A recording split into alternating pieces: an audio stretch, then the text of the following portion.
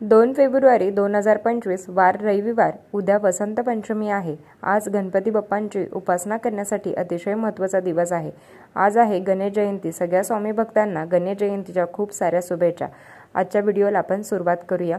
तर बघा, उद्या वसंत पंचमी आहे। वसंत पंचमी हा दिवस माता सरस्वतीच्या पूजण्यासाठी अतिशय महत्त्वाचा मानला गेला आहे। सरस्वती ही विद्येची देवता आहे। गणपती बाप्पा हे सुद्धा बघा बुद्धीचे देवता आहेत। आज गणपती बाप्पांची उपासना आणि उद्या बघा सरस्वती मातेचे पूजन, मातेची सेवा आपल्या आईने मुलांकडून करून घ्यायची आहे। तेच आपण आजच्या व्हिडिओमध्ये बघणार आहोत। सगळ्यात आधी उद्या रविवार आहे, म्हणजे मुलांना बघा सुट्टी असणार आहे। सेवा करून घेण्यासाठी उद्या चांगला मुहूर्त आहे। सरस्वती मातेचा फोटो तुमच्या घरात जर असेल किंवा बघा मुलं जिथे अभ्यास करत आहेत तिथे जरी त्या ठिकाणी सरस्वती मातेचा जर फोटो असेल तर तो नक्की बघा साफ करावा। त्याला आपल्याला हळदी कुंकू लावून घ्यायचं आहे, पिवळं फूल अर्पण करायचं आहे। त्या दिवशी बघा मुलांना पण पिवळ्या रंगाचे वस्त्र परिधान करावे। जर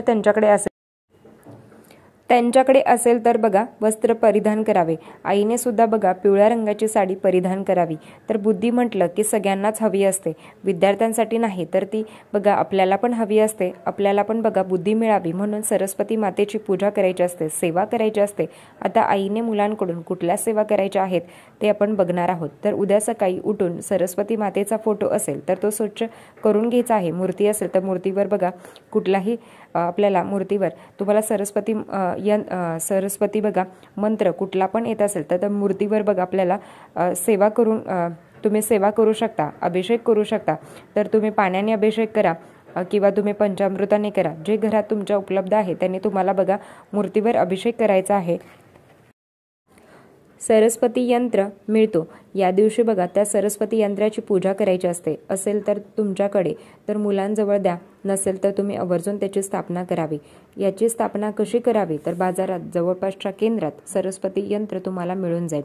तो आणून तुम्हाला सरस्वती संच पण मिळतो।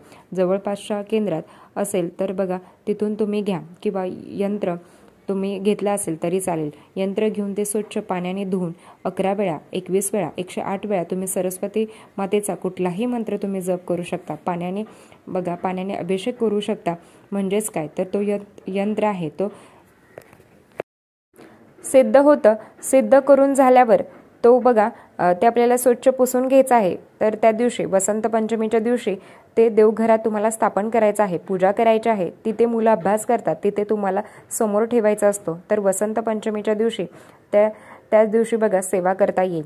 तर आपल्याला स्थापन करून झाल्यावर मग तुम्ही स्थापन सकाळी करा, दुपारी करा, संध्याकाळी केलं तरी हरकत नाही। तर आता वसंत पंचमीपासून आईने बघा मुलांच्या जिभेवर दर्भाच्या काडीने प्रत्येक पंचमीला एम या मंत्र बघा लिहावा।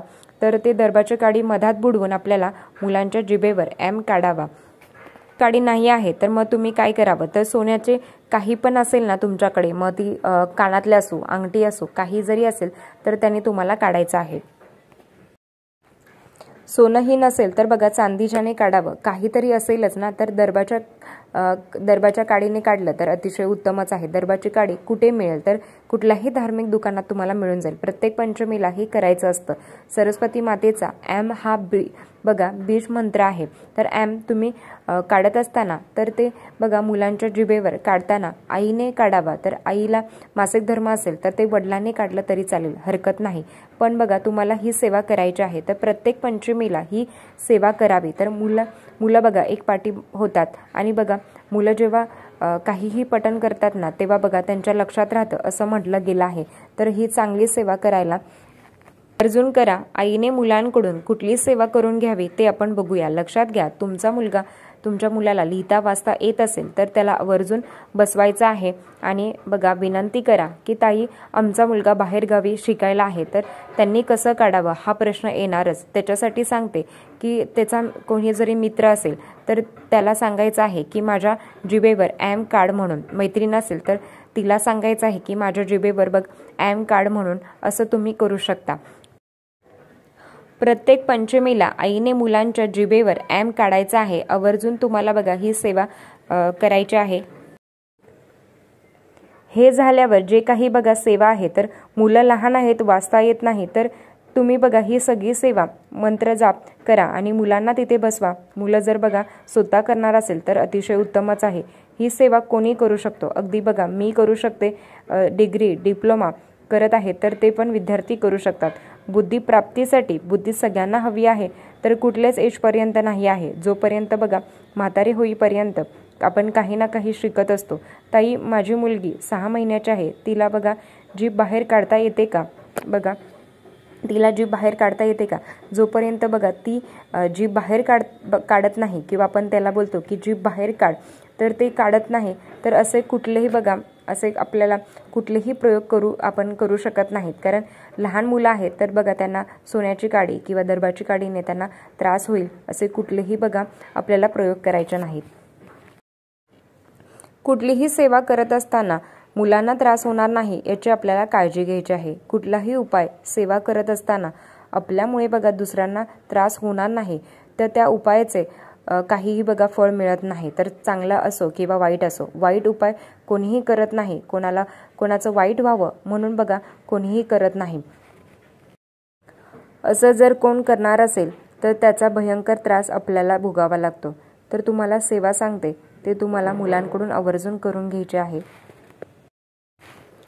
तर बघा श्री स्वामी समर्थ एक माळ तुम्हाला करायची आहे. 108 वेळा तुम्हाला एक माळ करायची आहे. त्याच्यानंतर ऐक्य मंत्र तुम्हाला एक माळ करायची आहे किंवा तुम्ही बघा 21 वेळा केलं तरी चालेल. सरस्वती मंत्र एक माळ किंवा बघा 21 वेळा.